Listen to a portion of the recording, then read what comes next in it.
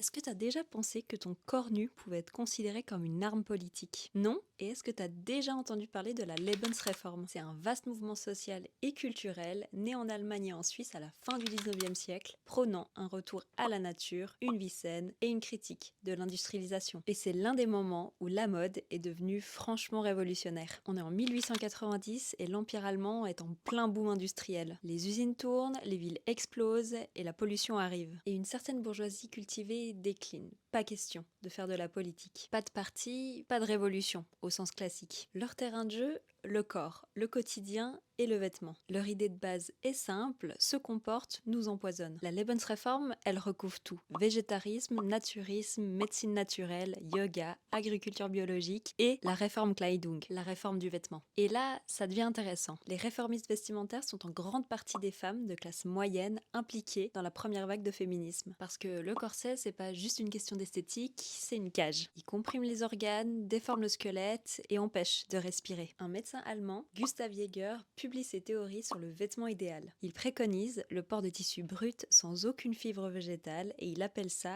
die Normalkleidung. C'est pas glamour, mais c'est politique. Et en Autriche, la sécession viennoise, fondée en 1897 par des artistes progressistes, soutient la réforme vestimentaire. Des noms comme Joseph Hoffmann, Otto Wagner et la créatrice Emily Flöge dirigent un salon de mode qui crée des robes réformées. La mode avant-gardiste naît là, et c'est là que ça se complique. La Lebensreform, c'est une idéologie progressiste réactionnaire fondamentalement instable. D'un côté, on trouve des anarchistes, des féministes et des pacifistes, et de l'autre côté, des nationalistes, des antisémites qui récupèrent le même vocabulaire du retour à la nature. Parmi les adversaires du corset, on trouve aussi des membres de l'aile ethnico-nationaliste, voire raciste du mouvement, qui ne se préoccupent pas du tout de la libération des femmes. Le même geste, mais avec des intentions opposées. C'est le piège de tous les mouvements alternatifs sans ancrage politique clair. Le corps, comme terrain de lutte, ça peut aller dans tous les sens. Et ça, on le voit encore aujourd'hui. Le retour au naturel, le slow fashion, le vivre autrement, toutes ces idées ont une histoire. Une histoire belle, complexe et parfois inconfortable. La Lebensreform nous dit ce que tu portes est politique. Ça l'était en 1890 et ça l'est toujours aujourd'hui. Et si cette vidéo t'a plu, n'hésite pas à partager